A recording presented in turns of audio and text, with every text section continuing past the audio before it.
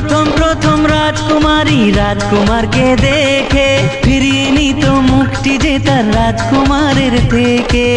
কেন কেন? হাল ছাড়েনি রাজার কুমার, শেষে এলো শুভ দিন, রাজকুমারী ধরা দিল তার প্রেমেতে একদিন।